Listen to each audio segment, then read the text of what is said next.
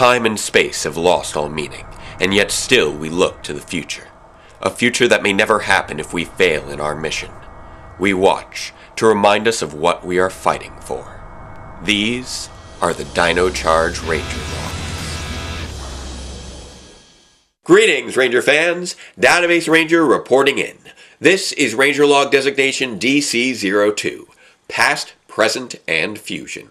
After a quick opening narration to recap the events of the past episode, a horseback cowpoke introduces us to the missing member of our main cast, Riley, a fencing farm boy with a faithful furry friend named Rubik, who scurries off from the barn the moment that feeding pigs comes into the equation, forcing the future Green Ranger to give chase and finding him out in the forest, facing off against the fearsome Fury. He quickly grabs a nearby piece of angle iron to defend his Darwin-deficient dog with some improvised swordplay, but Fury sends his weapon flying into a nearby stone, cracking it open to reveal a fossilized raptor skull and a glowing green energem. It infuses Riley with power and upgrades his weapon to a full-on dino saber, which he uses to fend off his foe until he can once again flee the forest, taking a moment to inspect his new knick-knack before he does. Dinosaurs? This leads him to inform his mom and Chekhov's cowboy brother that he would like to spend the summer at Amber Beach Dinosaur Museum, because apparently that's something that people do, and rides off on the old family moped, trusty owner's manual in tow. This is when we pick up with Tyler and Shelby, fresh on their way back from their last adventure, and still speculating on how their energems ended up inside a pair of dinosaur skeletons. Maybe the dinosaurs ate them. You aren't serious. Totally.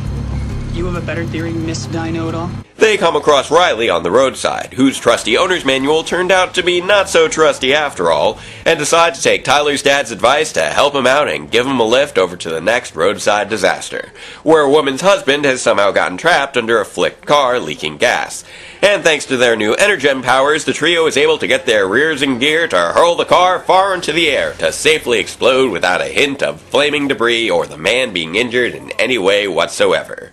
Because Power Rangers. Realizing just how much they have in common, the trio head down to the dinosaur museum that Tyler had totally forgotten he just visited earlier. Is that the museum? They head round back after chasing Coda, but all they find is a big red T-Rex head with a Chuck E. Cheese slide down his throat, taking them down to a mysterious cavern laboratory, where they discover two more energems and run into a surprisingly healthy-looking keeper, who recaps the previous episode for them before calling in Coda, Chase, and Miss Morgan, who apparently knows about Tyler and Riley's heroic deeds despite never having met either of them before. Yet when it comes to Shelby, Why the pink energem chose you is anyone's guess. Turns out that Miss Morgan had helped Keeper track down Chase and Coda after they found the black and blue energems, and they are now happy to welcome the newbies to their private little team of Power Rangers. Power what? It's their job to track down the 5 remaining energems and fight off any monsters that stand in their way, and they waste no time getting right down to business, sending them off to investigate some seismic activity off in the forest, although Shelby expresses a moment of hesitation that Miss Morgan is quick to capitalize on. Clearly this mission is just too dangerous for a waitress. Determined to prove herself, Shelby quickly points out that she knows more about dinosaurs than any of the guys, which is somehow relevant here, and if they need her, then she's in. But it looks like it's still only going to be a team of 4, as Tyler's energem goes on the fritz, forcing him to stay behind. The others discovered the disturbance is an erupting volcano that apparently no one knew about, which turns out to be caused by the awakening T-Rex Zord, which is also responsible for disrupting the power of the red energem. So Tyler is sent to head off the stampeding T-Rex, supplied with Dino Chargers to focus his energem, and finds out that a temporarily green-headed Ice Age is back to freeze the city, this time with an army of Sledge's soldiers, the Vivics, which pile up upon each other to merge into a massive Vivizords, making perfect targets for the rampaging Zord. Unfortunately, good old Rexy is quickly frozen by Ice Age, but Tyler is just as quick to defrost him with his anti-freeze energem, before loading his T-Rex Charger into his Dinomorpher and morphing into the Dino Charge Red Ranger. Cool. He feeds the T-Rex a charger to activate its Mohawk of power to take on the Vivizords, while he goes after Ice Age and the Vivics, before joining forces to smash up the little guys and strike down one of the big ones, until the others are finally able to catch up with him and Rexy. Are you really in there? And despite Coda and Chase's confusion over seeing a monster other than Fury, and Shelby's confusion over how to use her Dino Charger, Click. The four instamorph to join the battle, which is apparently now moved to a construction site, armed with blasting dinomorphers, slashing dino sabers, and power blasting dino blade blaster combos, all while Tyler takes on the monster and Rexy chompifies the last Vivizord, before teaming up to destroy Ice Age with a Dinomorpher Blast final strike.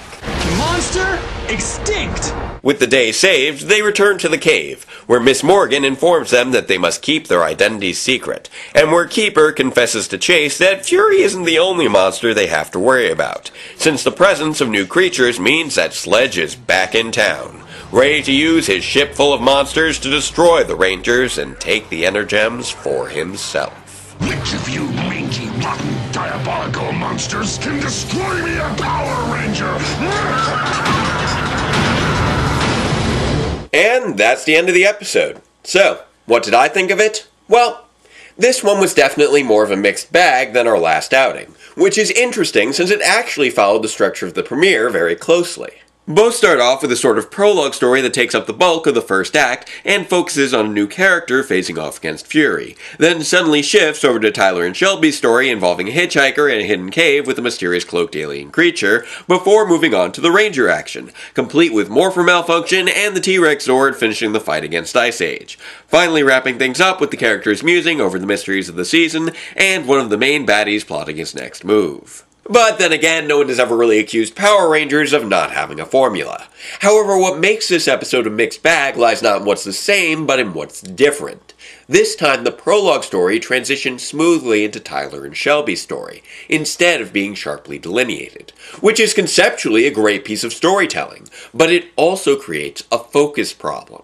Riley is central to the first act, Shelby is central to the second, and Tyler to the third. As a result, Riley's character arc feels incomplete, Shelby's feels rushed, and Tyler's feels as though it comes out of nowhere, which is further compounded by the greater percentage of battle footage here.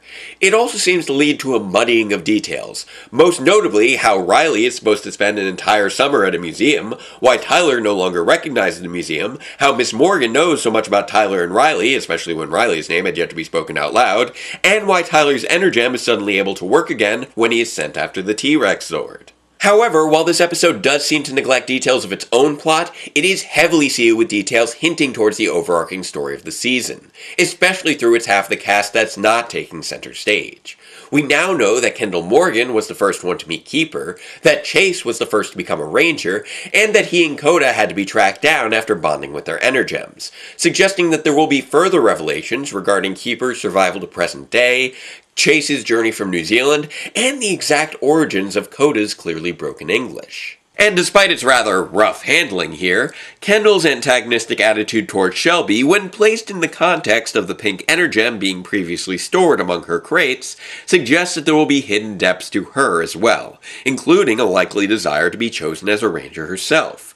While Keeper's confusion over Sledge's return suggests that our heroes won't be the only ones with revelations in store. Overall, the clear focus on developing these characters, providing multiple character conflicts, and seeding the story for future developments does bode well for the season as a whole, even if some of the short-term details do get a little muddled along the way. So until my next entry, this is Database Ranger signing off. Farewell, Ranger fans, and let the power protect us all.